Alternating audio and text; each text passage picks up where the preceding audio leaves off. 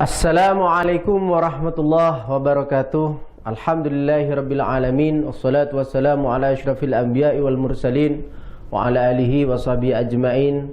Amma ba'du. Sahabat Al-Qur'an MJ TV yang dirahmati oleh Allah Subhanahu wa taala, alhamdulillah pada kesempatan ini kita masih tetap berada dalam nikmat Allah Subhanahu wa taala untuk mendalami bacaan Al-Qur'an kita. Pada saat ini saya akan membahas lebih dalam lagi, yaitu pada tajwid. Yang mana tajwid itu berarti kita membaca Al-Quran dengan menggunakan ilmu tajwid sesuai dengan makharijul huruf dan sifatnya sebagaimana yang telah dituntunkan. Maka dari itu ya ikhwan yang dirahmati oleh Allah Subhanahu wa taala, untuk pembahasan kali ini kita akan membahas yang pertama adalah hukumnya nun sukun dan tanwin. Baik, mari langsung saja kita bahas. Di sini sudah ada peraga yang mana di sini kita akan belajar bacaan izhar halki. Namun sebelum ke situ kita mempelajari hukum nun sukun dan tanwin dulu ada berapa. Baik, di sini dikatakan dan bisa diikuti nanti dan bisa dihafalkan. Jadi cara baca hukum nun sukun atau tanwin dibagi 5: izhar halki, idgham bi gunnah, idgham bila gunnah, iqlab, ikhfa hakiki. Begitu ya sahabat Al-Quran. Berarti hukum nun sukun atau tanwin ketika bertemu dengan huruf hijaiyah yang 28 itu maka terbagi 5. Yang pertama apa? Izhar halki. Yang kedua idgham bi gunnah. Yang ketiga idgham bila gunnah. Yang keempat iqlab. Yang kelima ikhfa hakiki. Sekarang pada pembahasan yang pertama, apa itu adalah izhar halki. Maka cara bacanya juga begini. Diperhatikan.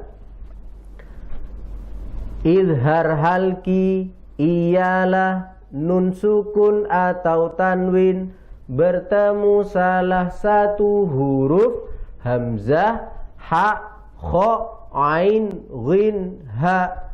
Contohnya man amana ghasiqin idza waqaba. Nah, sengaja kami hidupkan dulu karena sebagai contoh. Jadi idza waqaba, jika waqaf dibaca idza waqab.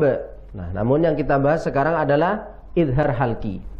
Jadi, kalau ada nun sukun atau tanwin bertemu salah satu huruf, jadi tanda panah ini bahasanya adalah bertemu salah satu huruf hamzah, ha, kha, ain, ghin, ha, maka dinamakan bacaan izhar halki.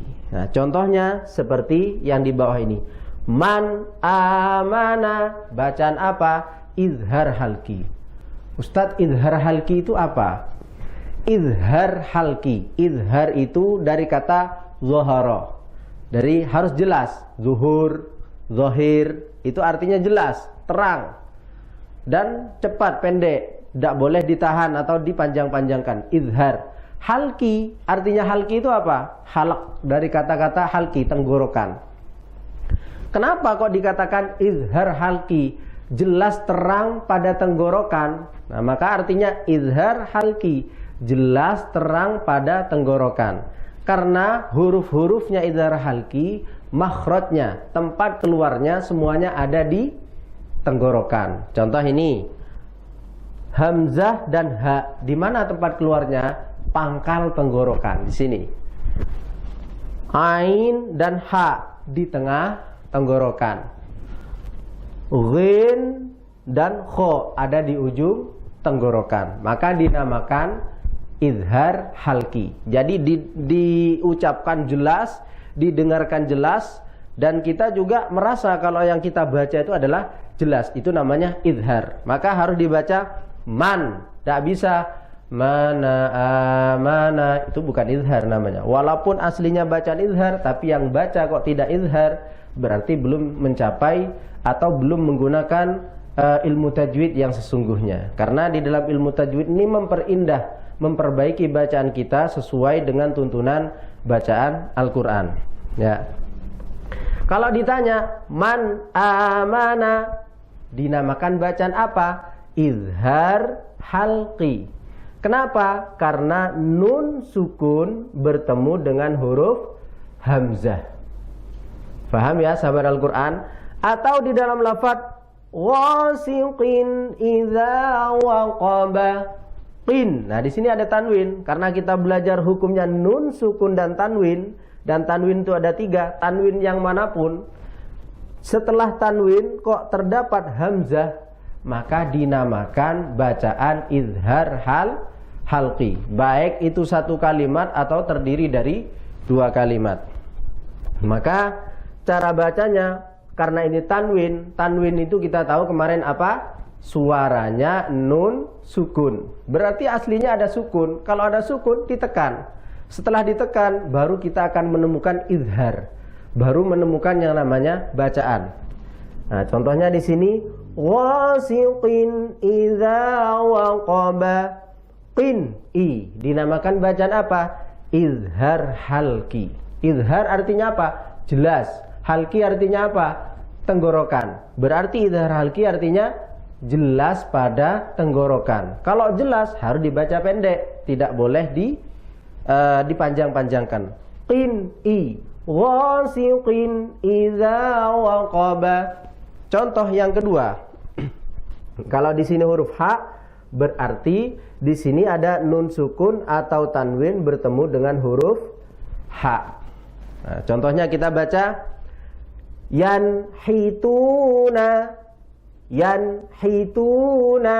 Coba sahabat Al-Qur'an tirukan 1 2 3. Yanhituna. Lagi yanhituna. Jadi tidak boleh membaca yanhituna lebih-lebih. Kalau kita terjadi suara pantul yanhituna, berarti bacanya tidak jelas. Kenapa tidak jelas?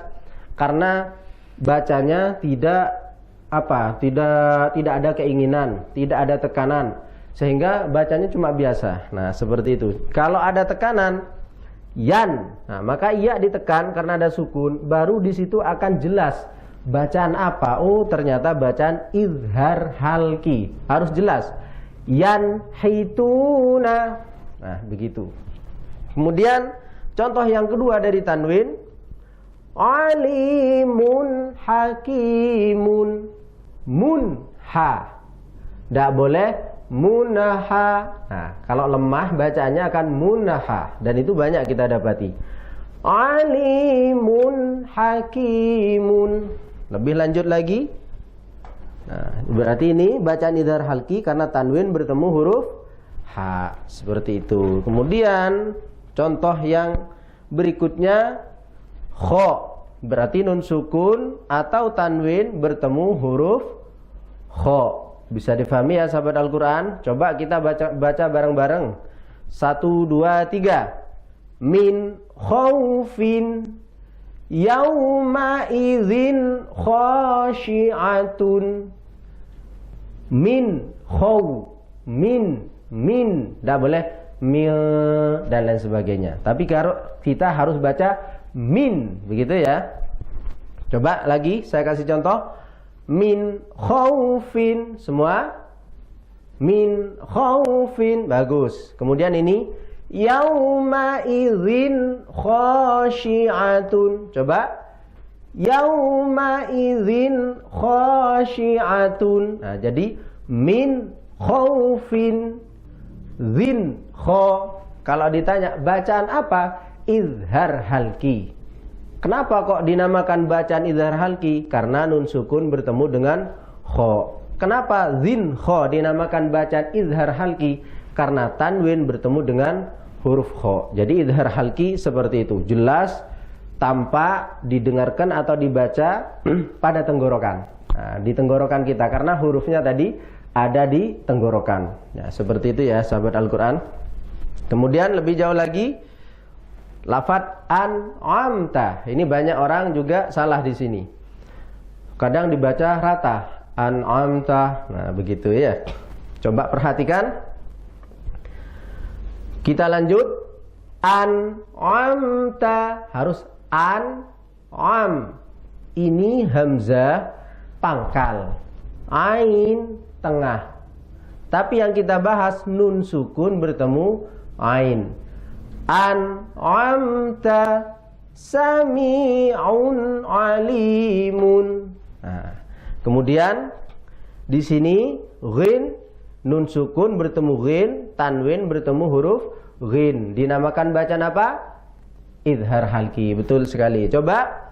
Min ghillin. Tidak boleh min ghillin. Lin salah. Kurang bagus. Tidak boleh miring kalau baca Al-Quran.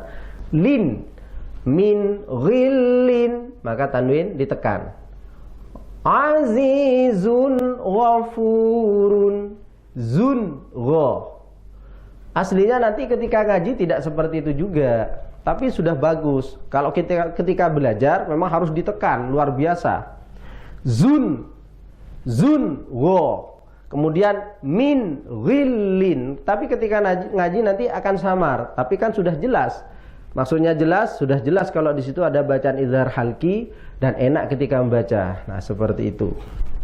Kemudian ha nun sukun atau tanwin bertemu dengan huruf ha. Contohnya min hadin jurufin harin, jurufin harin. Nah, seperti itu. Tanwin bertemu ha dinamakan bacaan idhar halki. Nun sukun bertemu ha dinamakan bacaan idhar halki. Demikian sahabat Al-Quran. Kemudian di sini ada beberapa contoh yang sangat panjang, namun kita cuma tunjuk saja. Coba sekarang kita amati, cari nun sukun atau tanwin yang sekiranya di sini dinamakan bacaan izhar halki. Ya. Di mana? Oh, di sini nun sukun bertemu ha, berarti namanya bacaan izhar halki. Kemudian di sini ada tanwin. Tanwin bertemu huruf ha, berarti dinamakan bacaan izhar halki. Untuk prakteknya kapan? Setelah ini. Setelah ini kita akan praktek di dalam surat Al-Fatihah. Kenapa kok Al-Fatihah? Karena di dalam surat Al-Fatihah ini adalah surat yang wajib kita baca di dalam sholat. Tidak boleh salah sedikit pun. Kalau salah, nah, nanti takut dikhawatirkan sholatnya tidak sah. Demikian sahabat Al-Quran yang dirahmati oleh Allah. Demikian pembahasan masalah izhar. Jadi kita tahu nun sukun tanwin bertemu salah satu huruf 6 tadi, hamzah, hamzah, ha, kha, ain, ghin, ha, dinamakan bacaan izhar halki. Baik, sekian dari kami. Alafu minkum. Setelah ini kita akan mempelajari bacaan dan praktek bacaan izhar halki.